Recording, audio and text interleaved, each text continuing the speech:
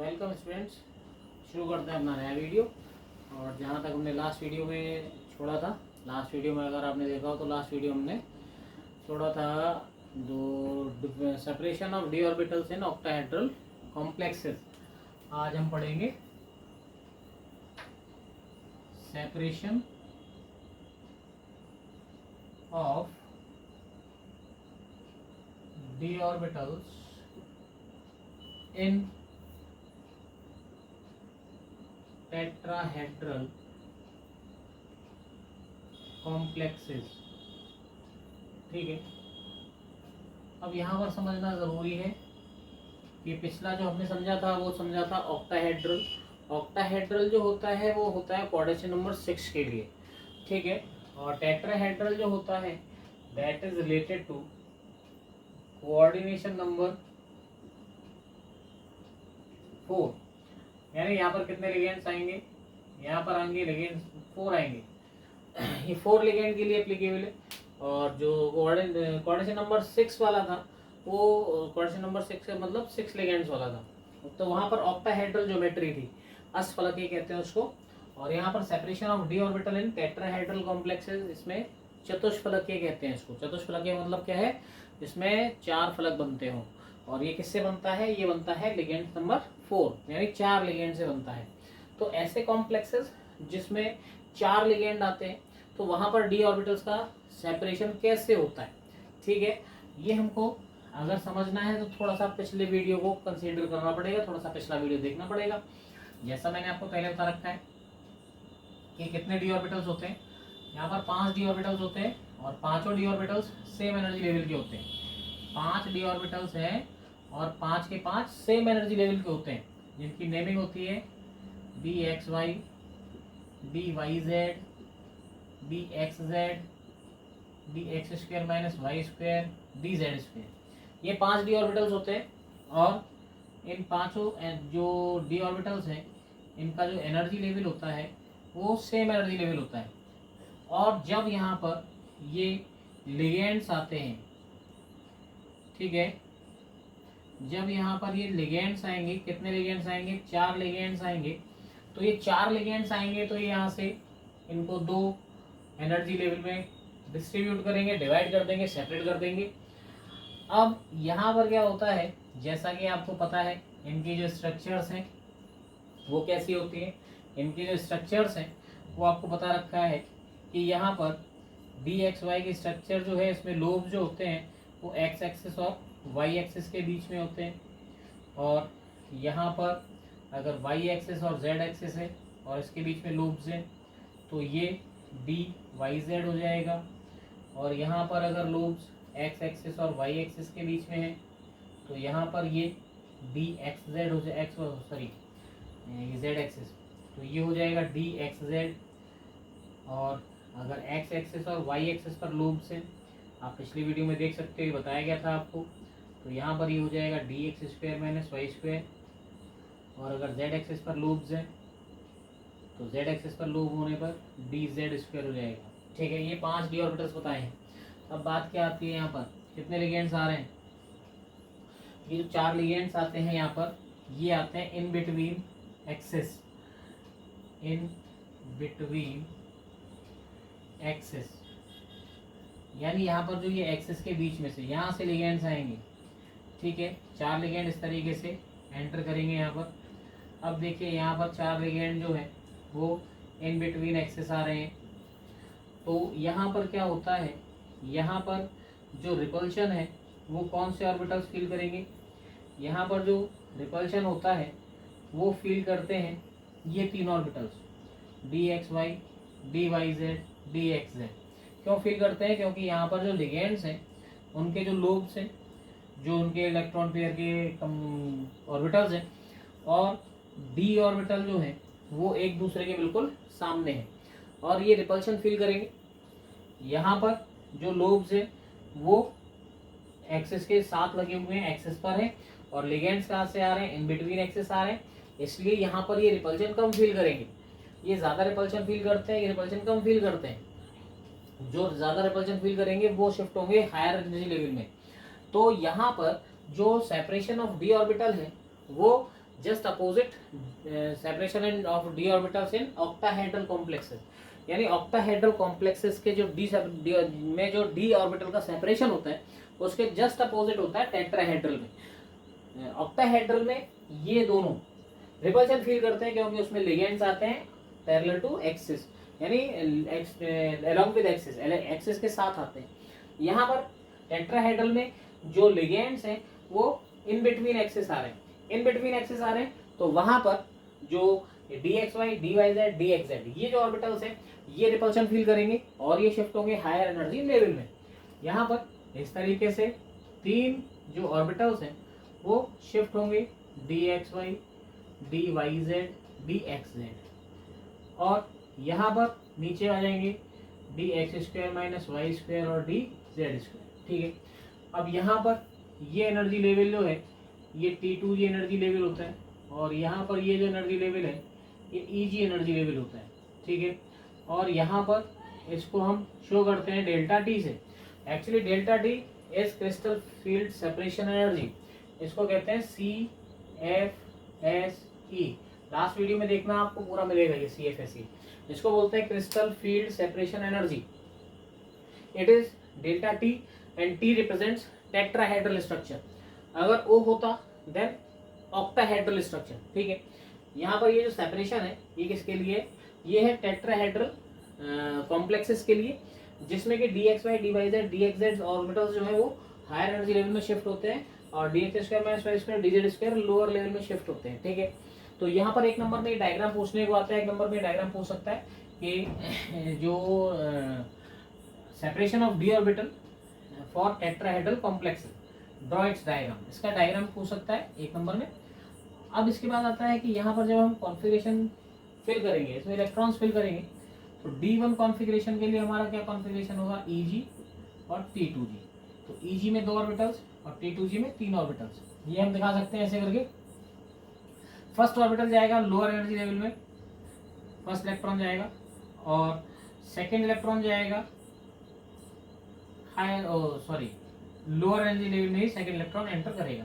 लेकिन जब हमारे पास D3 ऑर्बिटल आएगा, D3 कॉन्फ़िगरेशन आएगा, किसी मेटल आयन का कॉन्फ़िगरेशन D3 होगा, तो वहां पर 2 पॉसिबिलिटीज हैं। जैसा कि ऑक्टाहेड्रल में D4 में आ रहा था, टेट्राहेड्रल में ये पोजीशन D3 पर आ जाएगा, क्योंकि यहाँ पर एक कंडीशन क्या है, या तो लोअर एनर्जी लेवल में ही पेयर्ड हो जाए या फिर 2 इलेक्ट्रॉन लोअर एनर्जी लेवल में और 1 इलेक्ट्रॉन हायर एनर्जी लेवल में।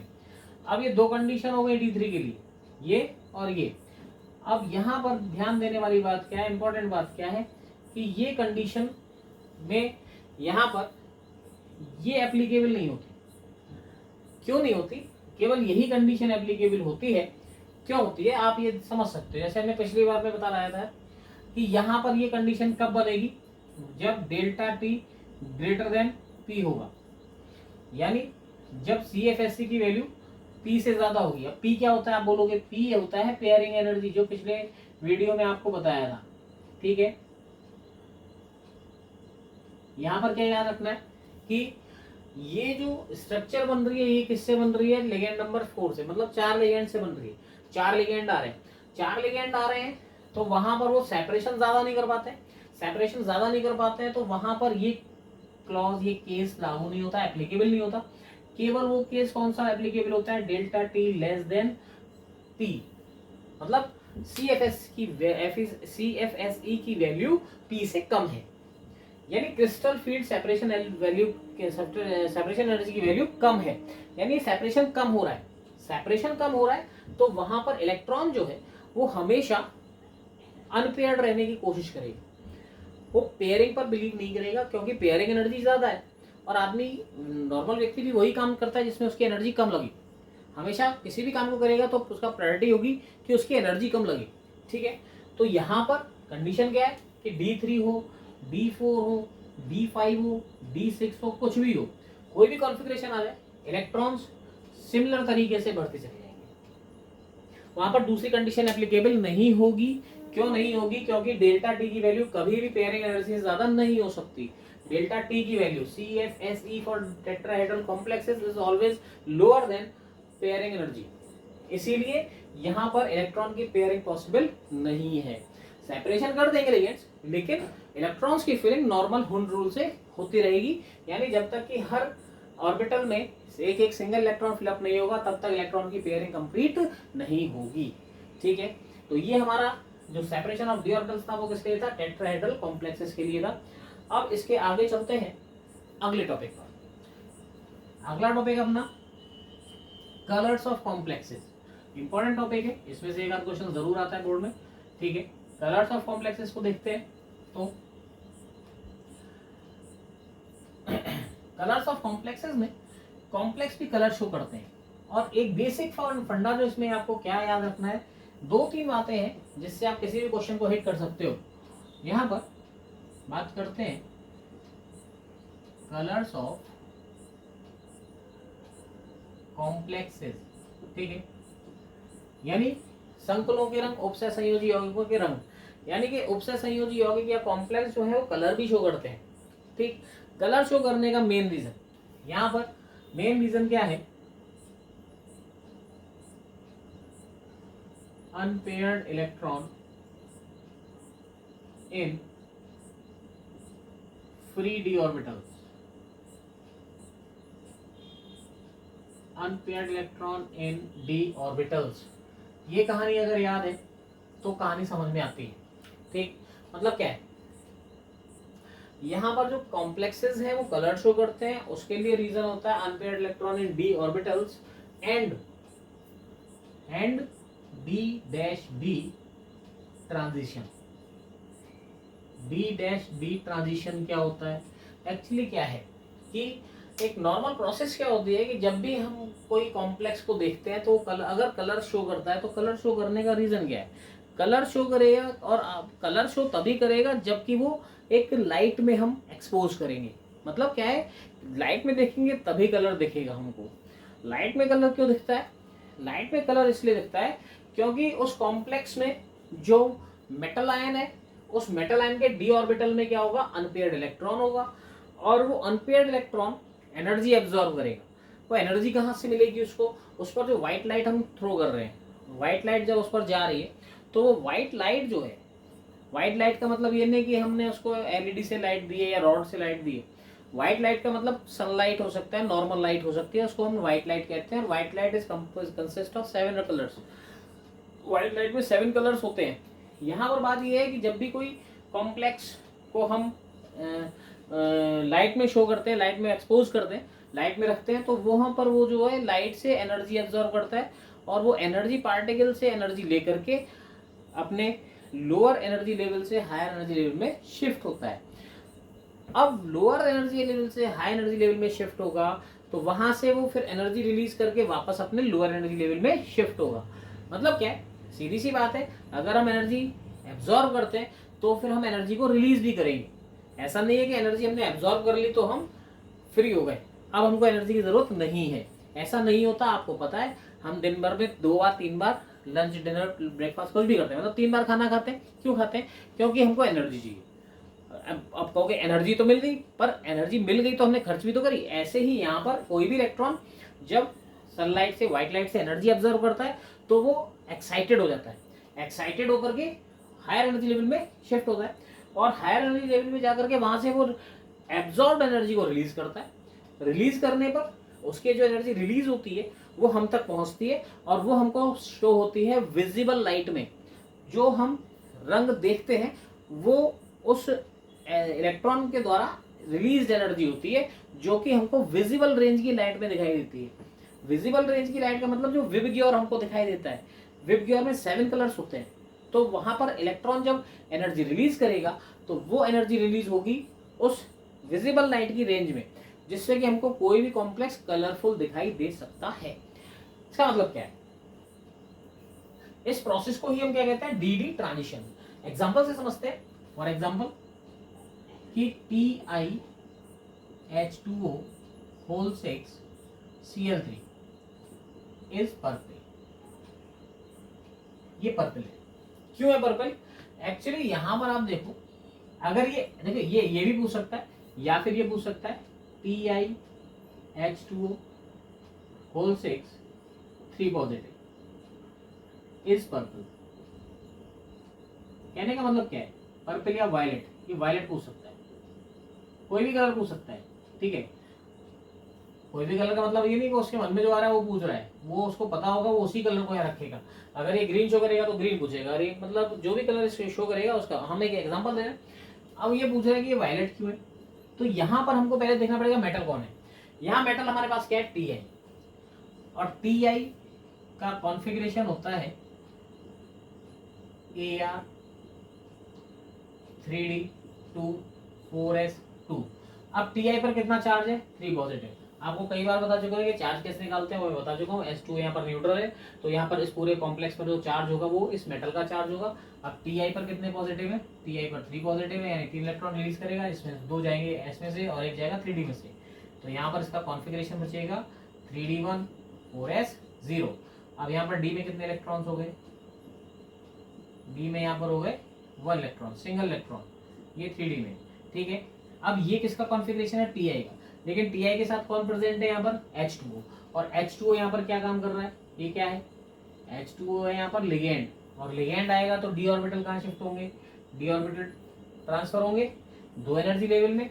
अब कितने लिगेंड्स हैं यहाँ पर, 6 लिगेंड्स होंगे, तो कौन से ज्योमेट्री शो करेगा, ये ऑक्टाहेड्रल होगा। ऑक्टाहेड्रल में आपको पता है 3 ऑर्बिटल नीचे 2 ऑर्बिटल ऊपर। अब ये चीजें याद हो जानी चाहिए, 3 नीचे मतलब dx dy dz नीचे, और dx square minus Y square और dz स्क्वायर ऊपर। अब इसको हम यहाँ पर ऐसे ना बना करके सीधे दोनों लेवल में बनाते हैं, मतलब T2g एंड Eg। तो T2g में 3 लेवल, Eg में 1 लेवल। अब यहाँ पर फर्स्ट इलेक्ट्रॉन ये प्रेजेंट है। अब ये इलेक्ट्रॉन यहाँ से क्या एब्जॉर्ब कर रहा है, एच न्यू एब्जॉर्ब कर रहा है। एच न्यू मतलब यहाँ पर सनलाइट, एच न्यू को क्या कहते हैं, सनलाइट कहते हैं। आपको लगेगा मैंने काट दिया, काटा नहीं है, एक्चुअली ये सनलाइट एब्जॉर्ब कर रहा है। जब ये सनलाइट एब्जॉर्ब करेगा, अब इसको एनर्जी मिल गई, एनर्जी मिल गई तो ये लोअर एनर्जी लेवल और ये हायर एनर्जी लेवल, एनर्जी मिल गई तो ये कहाँ शिफ्ट होगा, अब ये शिफ्ट होगा हायर एनर्जी लेवल में। यानी यहाँ पर इस तरीके से ये इलेक्ट्रॉन अब यहाँ पहुंच गया।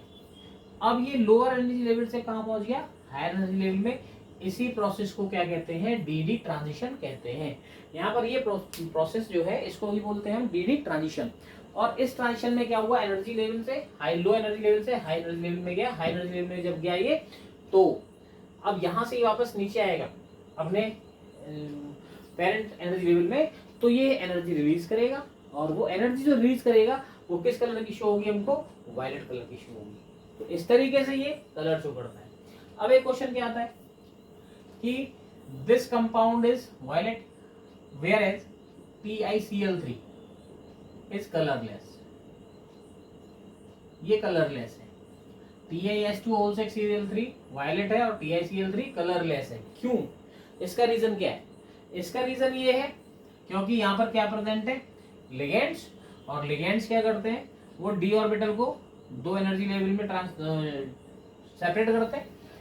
इसमें क्या है, कोई लिगेंड है क्या, this compound has no ligands, इसमें कोई भी लिगेंड्स नहीं है। लिगेंड्स नहीं है तो d ऑर्बिटल्स का सेपरेशन नहीं होगा, d ऑर्बिटल्स का सेपरेशन नहीं होगा, इसका मतलब है कि वो कलर शो नहीं करेगा।